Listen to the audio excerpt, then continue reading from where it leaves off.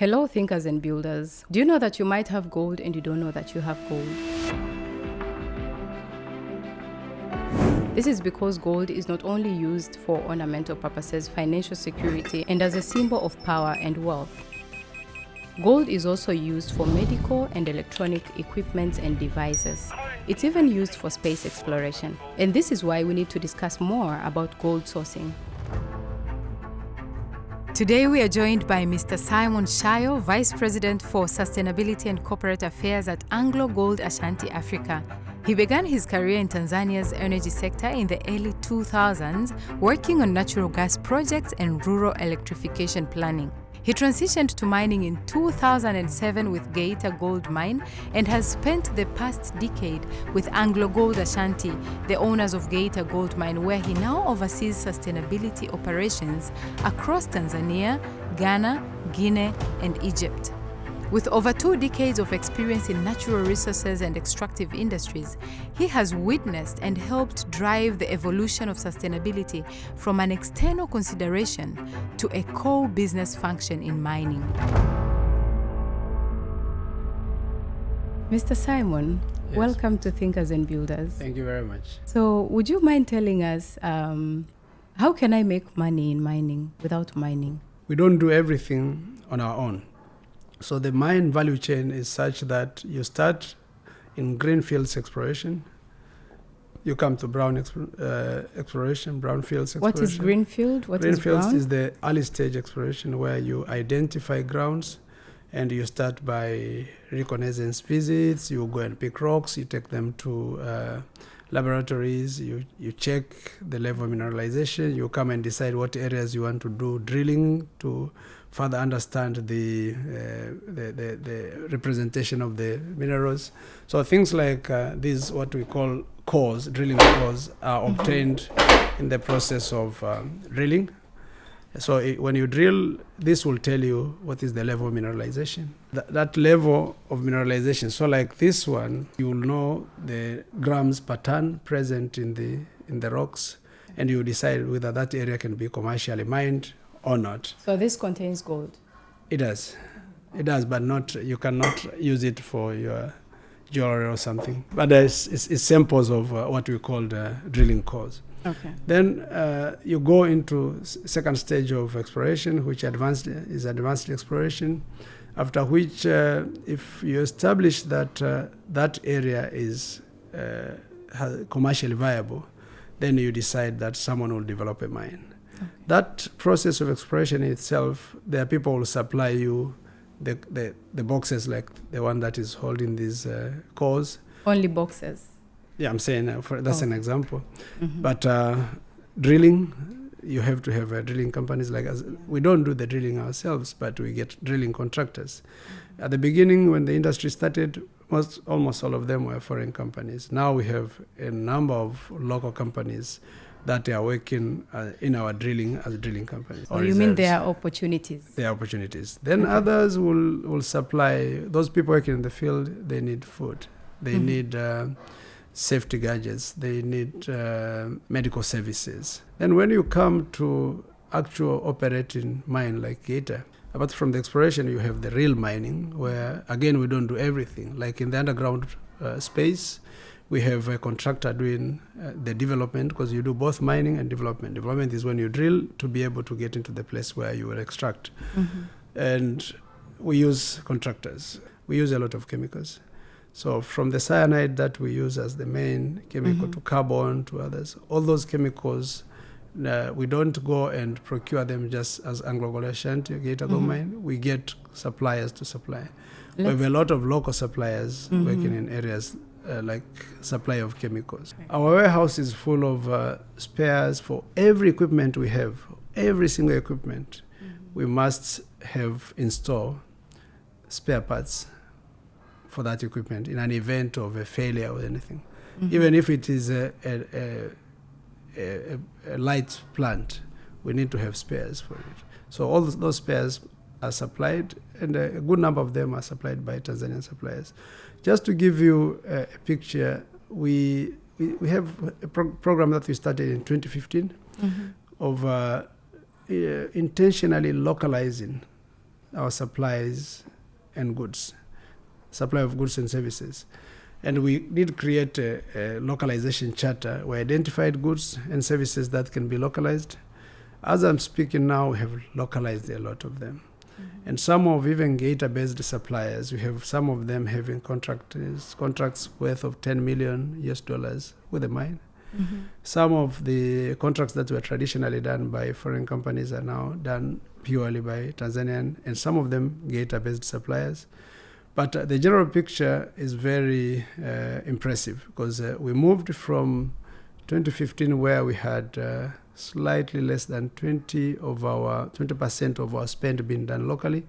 As I'm speaking now, 95% of our total spend in purchase of goods and services is spent here in Tanzania. And when I say 95%, I mean 95% of between 400 million and 600 million US dollars, provided that they meet the quality that is required for mining. They can be supplied on time. They can be supplied at the right quantity, and those suppliers can actually have the required integrity in terms of we do business only with people who are ethical, including not being implicated or involved by implication or by practice in corruption and bribery. Okay. Yeah. So you mean that the way for them to comply is to adhere to all those principles that you have stated. Exactly. You have been with AngloGold Ashanti for a while, and sustainability was not the thing back then as it is right now. At any point in time, did you anticipate or foresee that it's going to become as big as it is right now? I did. By the fact that companies that did not have stakeholders relations departments or community relations at that time started to bring in professionals to handle community relations and the broader stakeholders engagement, and started to be more interested in interactions with stakeholders, from government to community to NGOs, even those that were and remain critical of the industry, was a clear sign that the industry, mining industry in this case, so the journey has been a journey of learning to us and our stakeholders. Mm-hmm. And to that extent, I appreciate how we were seeing stakeholders and sustainability in its broad sense being considered more in the planning and execution of mining. So I'm not surprised, because we have also seen businesses in mining and beyond mining learning from mistakes of not appreciating the stakeholders' ambitions, from what the governments want to what the communities expect, to what NGOs questions they raise, being issues of shared resources such as land and water, or issues of human rights, or any other issues that are pertinent to the industry but to broader humanity. Mm-hmm. So it is no question that everyone now understands that extractives cannot operate by being divorced from the society. It answers the question that ESG, sustainability, from our traditional way of describing things, is inevitably part of the business. So I saw about the initiative or the program to trace gold bullion. How do you think that is going to raise the gold bar globally? I think it is a well overdue initiative. Mm-hmm. We were, as a company, all along complying and wanting to make sure that the gold we mine can be traced from the source to where it gets to the refinery and beyond. But there is a lot of gold that flows illicitly, which needs to be traced. Mm-hmm. We welcome wholeheartedly the gold traceability project. And we are fortunate as a company to be working very closely with the World Gold Council and other partners in the consortium to make the project a reality. This will help a lot because, one, we need more efforts globally to ensure that any gold that is mined is not mined at the cost of human life, at the cost of the environment, or at the cost of the future of humanity.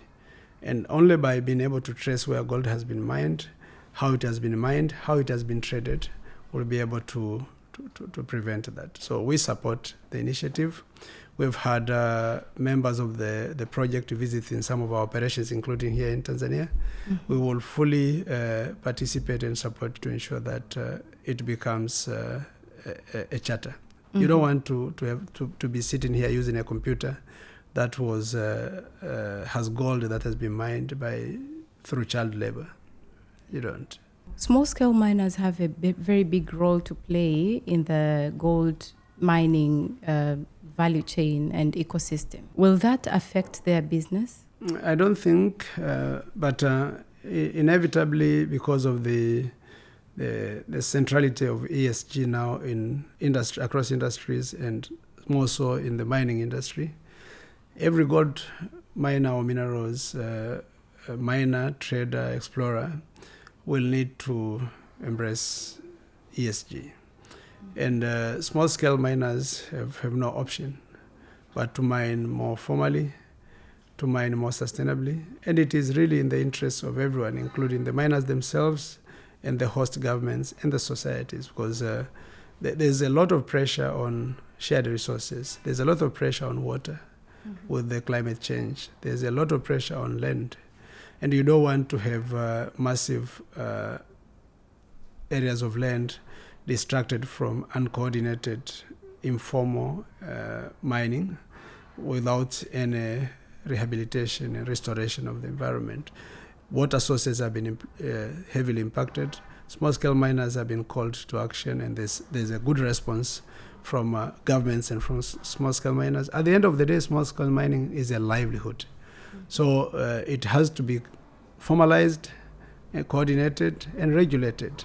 The more regulated it is, the more decent employment it can provide. So we don't think that small-scale miners have to continue dying because they're looking for livelihoods. It has to be done in a safer way. Children should not be part of mining, even in small-scale mining. There could be better technology, and there's a lot of innovations that are going to small-scale mining, including the underground workings.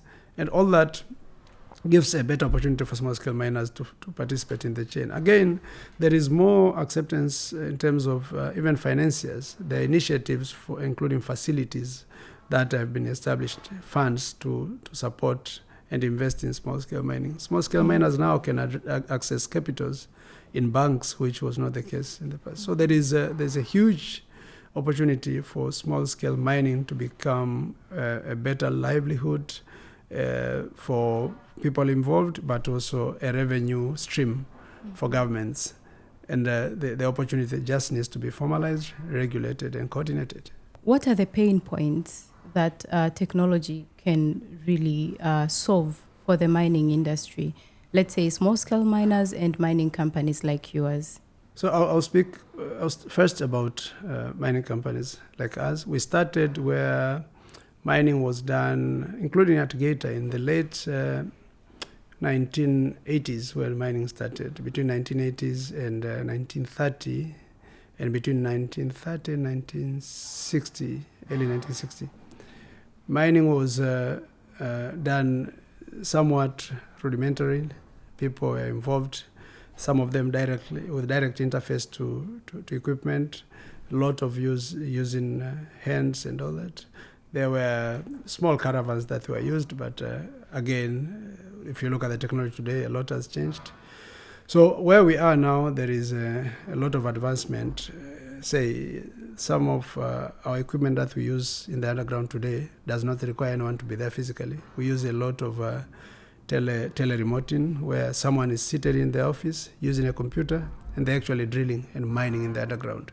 So the equipment is there without a human being. So there is a lot that will be done without necessarily having people going to where mining is happening, including charging, blasting, and even transportation of gold. Now, gold marine materials for processing.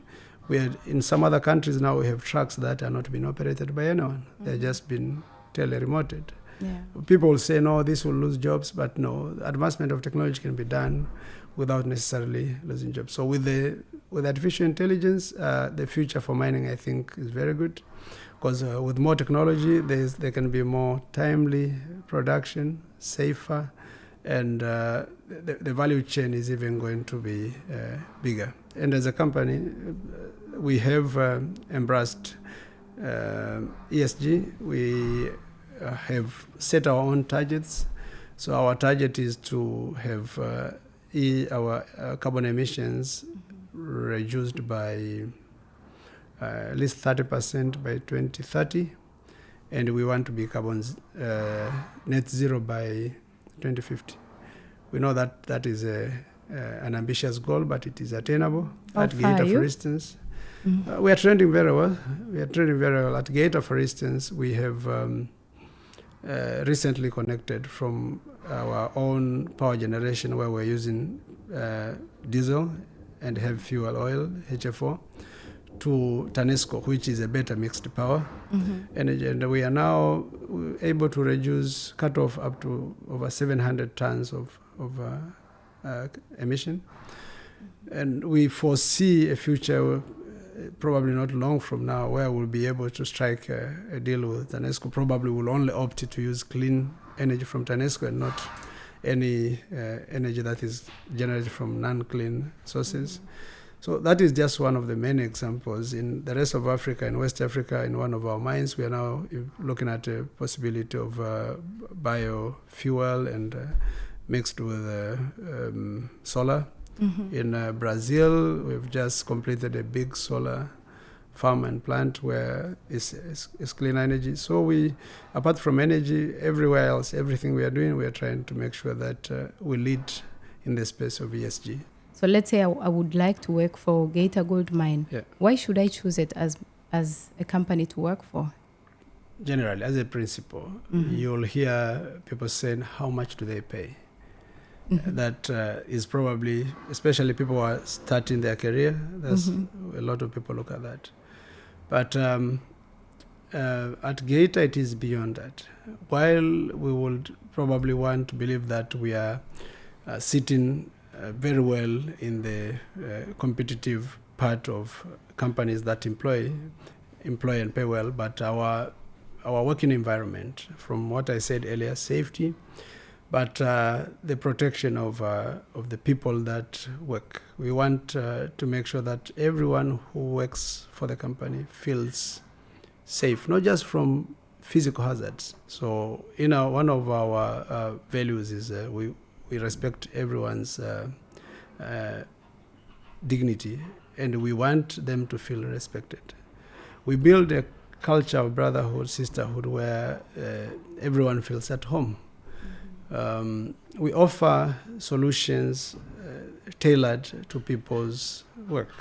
We recognize that we can only work with people when they feel that they participate in deciding their working conditions. So we have a bargaining agreement between our management and the union, and every year we negotiate and renew or refurbish the agreement between the service agreement.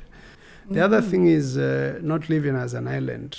At Geita, only less than 2% of our employees stay on the mine. The rest live in Geita town.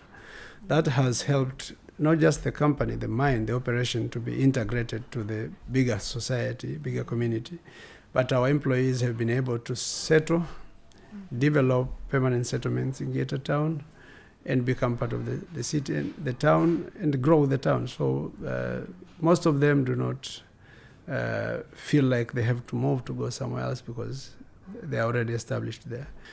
We encourage healthy lifestyles, a good balance between work and social life. So as a result, we have a very elaborate wellness program appreciating that our environment and many other workspaces can be seriously a cause of mental health problems. So our employees have full-time access to wellness services that they can call, whether they want to make it anonymous, and that their families, everyone in the family has that access free of charge. And we have not almost every month, the wellness counselors come into the mine, so they have the group services. At the same time, they are available for one-on-one services, so where an employee can walk in and explain what they are going through and get counseled or advised. So someone doesn't have to be burdened by issues to the extent that they opt for other interventions, including opting for substance and alcohol and all this. You have been in the company for a long time, and I assume that that's the case for most of your employees. What can other companies learn from GGM and AngloGold Ashanti on how to hire and retain high-performing teams from a sustainability point of view? People go into career and businesses, whether they stay or leave, is only if there is a synergy between their personal ambitions and the business objectives. Our objective has been and remains mining to advance societies and empower people. And we employ in excess of 7,000 people, over 2,000 employees directly employed by AngloGold Ashanti in terms of Geita Gold Mine, and over 5,000 employees by our contractors, business partners in terms of suppliers and all that. In our case, as AngloGold Ashanti, we probably have one of the lowest attrition levels in terms of people leaving the company in the mining industry. And I am a testimony where people leave this company and come back. And I probably would want to associate that with the motto of the company, because we say people are the center of our business, and we see that being practically implemented. Our safety record, for instance, is one of the best in the world. And what do you mean by one of the best in the world? In the recent, it became the first mine in the group to win the Global Safety Award 4 years consecutive. You mean Geita Gold Mine? Geita Gold Mine. And that talks a lot about working at the same level as other operations in the group, which in Australia, in Brazil, in the US, and whatever. So regardless of where we are operating, our safety philosophy remains the same, that everyone needs to come to work safe and healthy and go back home safe and healthy. And there's no job that is so important that it should be done while risking someone's life. Yeah. You spoke about safety. I'm wondering about public health. What are public health concerns that cut across all over Africa, and stakeholders should look at them closely and work together? And maybe you're already working on them. Good. There are public health challenges that are inherently tropical. One of them is malaria. And then others global, like the HIV and AIDS pandemic. So we invest heavily in collaboration with host governments to address public health challenges, that is from infrastructure to services. So I won't count the number of health facilities that we have built from scratch, financed, equipped here and elsewhere in the group, and especially in Africa. But giving examples, in HIV and AIDS, for instance, Geita Gold Mine started very early at its onset to mainstream HIV and AIDS interventions into its employee welfare. And as a result, we started voluntary testing and awareness amongst our employees from day one. And within the first 3 years of mining, we even had a care and treatment program in place. And as a result of that, the Geita district then, as part of Mwanza region, became one of the very first districts in the country to be enrolled on the national care and treatment program. And then that program, went public when we started doing other initiatives over and beyond our employees, one of which is the Kilimanjaro Challenge against HIV and AIDS. As a result of the Kilimanjaro Challenge against HIV and AIDS, where we raise funds, and part of that funds go into supporting small CSOs and CBOs, community-based organizations that willing to access funding from big proposals. But we also send an amount to the National HIV and AIDS Fund, and now this has become a flagship partnership between us and the Tanzania Commission for AIDS. We have raised millions of US dollars through the Kilimanjaro Challenge against HIV and AIDS. We have attracted lots of partners from corporates in the mining extractive cycle to corporates in other areas such as telecom and banks and all that, who sponsor people to come and climb the mountain, not just for fun, but to send a message that HIV and AIDS is still a health and developmental challenge, but also it is something that requires resources. And so in that regard, they contribute for resources that we, at the end of the day, openly and transparently disperse in partnership with TACAIDS to NGOs, CBOs that are working in HIV, and part of it to the government and other government departments, to the Tanzania Commission for AIDS and other departments in Geita. Malaria, we have had a malaria program at Geita and other mines, and two examples are at Geita. Historically, we had an indoor residual spray program, started on the mine. We were spraying the accommodation facilities. Then later, it went out into the community where we were spraying the whole of Geita town. And if you do the indoor residual spray IRS, then you can stay 6 months without worrying about mosquito bites, which then significantly reduced malaria incidence and prevalence in Geita. In Ghana, the biggest malaria program is hosted by AngloGold Ashanti, the Ghana Malaria Prevention Program. And it helps to do exactly the same malaria interventions in Ghana, in the areas we operate, and nationally. And we have attracted funding, the likes of the Global Fund and other programs that will require a very rigorous assessment for that to come in place. And of course, the communities have come to party and the government has come to party. The mining industry overall is regarded as a male-dominated industry.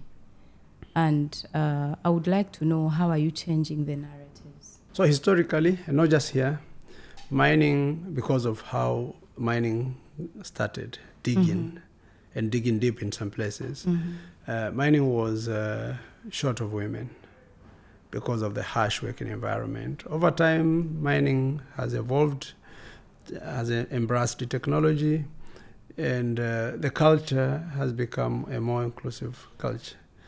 And we had, until recently, most of the companies globally sitting less than 5% women.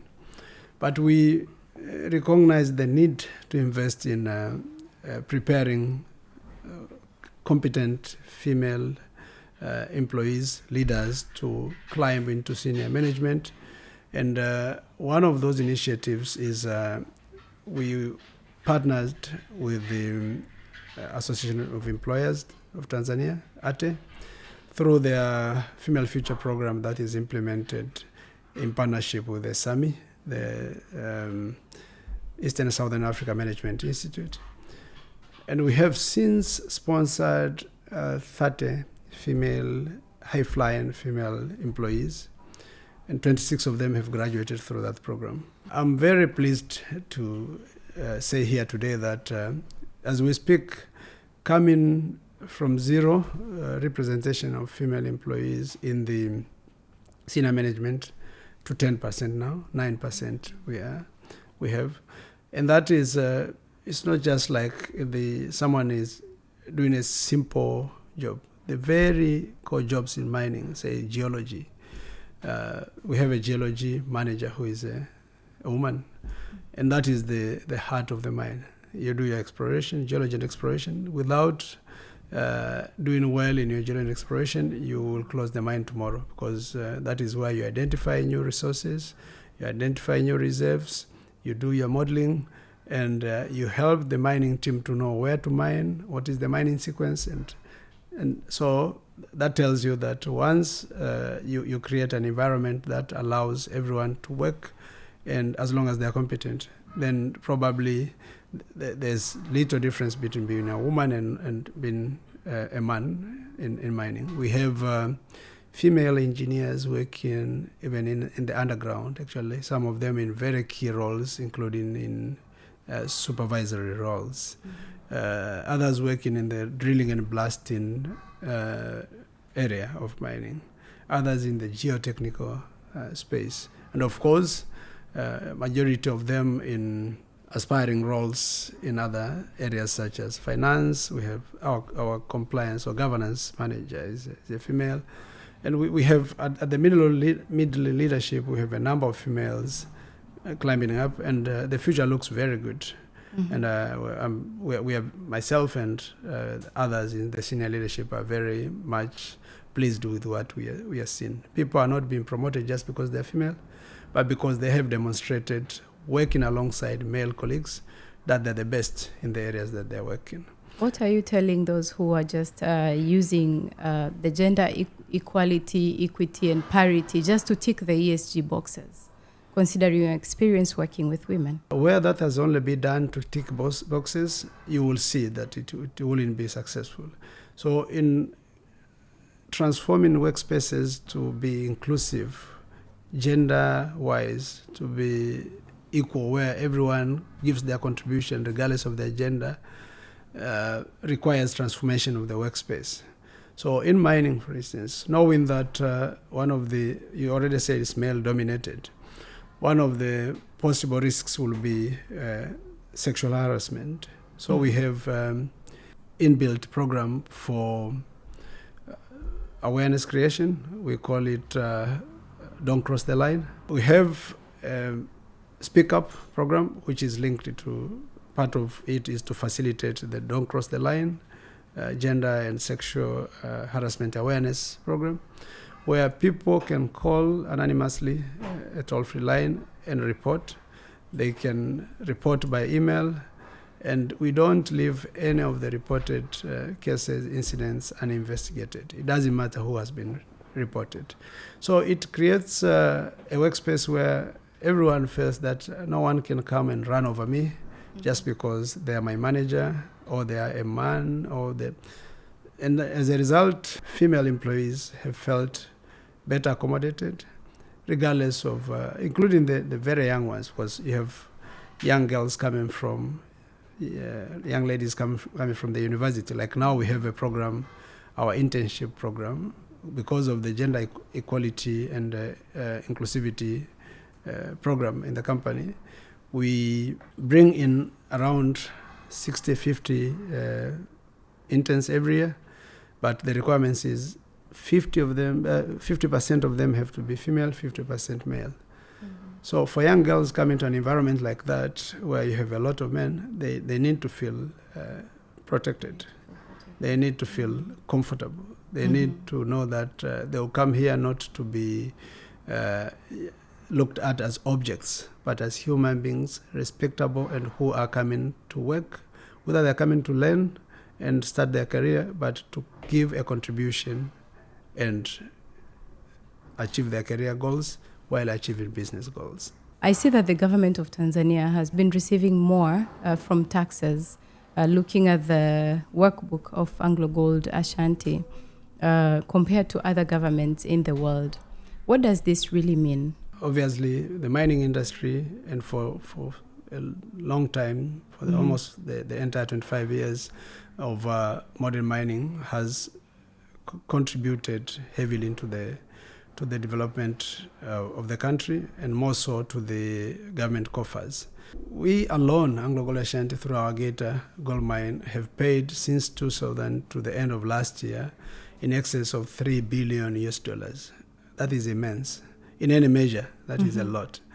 And still we have a lot of other multiplier contributions through our contractors, and you can countless. We even have recent cases, examples like during COVID, where almost all sources of foreign currency went down. Gold remained the only reliable source of foreign currency. And I believe, apart from the many other interventions that the government put in place, including not locking down, our existence of the gold industry as a dependable source of export and foreign currency helped the economy to continue standing. So you cannot discount mining from the equivalence of the development of the country. And now with other sub-industries in the mining sectors, the rare minerals, you're talking about graphite, nickel, and others coming, uranium, we see a better future for Tanzania, provided that the revenue is obviously channeled to propagate more development, and including that of the infrastructure. As you've seen, the government has recently invested heavily in modern infrastructure, the SGR, the Mwalimu Nyerere power generation. So that should continue to be the journey, investing in a manner that will propagate development of other industries to support the mining industry, but also to benefit from the mining industry. For Tanzania, we have been here slightly more than 25 years, but our mine at Geita started to produce in 2000. So this year we have turned 25 years, and our story is really an impressive story. We've come a long way. We have produced a lot of gold. We have been able to produce almost consistently as a tier 1 mine above 500,000 ounces a year. As I said, we have contributed heavily to the government. We are employing a lot of people, and some of us have grown up in this company from being in less than managerial positions to becoming top leaders of the company in the country.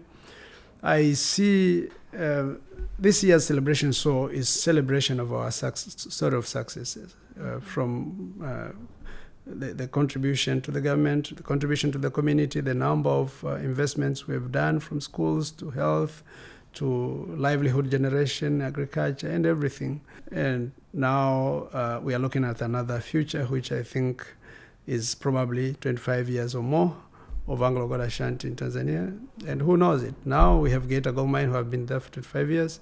We probably have another mine, God willing, because we are doing exploration beyond Geita.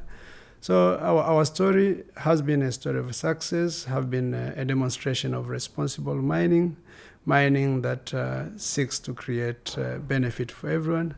We are looking forward for another future, which is probably going to be a better story. Let's say a company somewhere wants to establish a mine in Africa or wants to invest in mining in Africa. What is it that they can learn from you? So I would say, what I've learned from us as AngloGold Ashanti, is not enough to be an investor or a mining company or profit generating, but to actually be a partner in development with the host communities and the host government. That is the only way you can, as a company, put yourself as part of the society, the people you're doing business with in.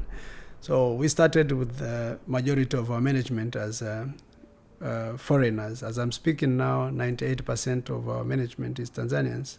98% of our workforce is Tanzanians. So that tells this is a Tanzanian business, owned and run by Tanzanians. So although the investors investing in the company, there is enough comfort that a lot of Tanzanians are benefiting from working, to doing business, to benefiting through other channels, through the existence of the business, to the extent that you are not an investor who comes to generate profit, but you're looking to profit, you're looking at the people, you're looking at the prosperity of everyone and the planet, which is the future of the future generations. Thank you. As a leader, what's your non-negotiable? Doing, as an individual and as the business, right thing, right decisions, regardless of whether or not there's someone policy new. And that includes regard for things beyond the financial profitability of the company, things like the environment, the people, and the general future of everyone, the globe. So integrity, doing the right thing, doing it without you being complied to do. Thank you so much, Mr. Simon. Thank you so much.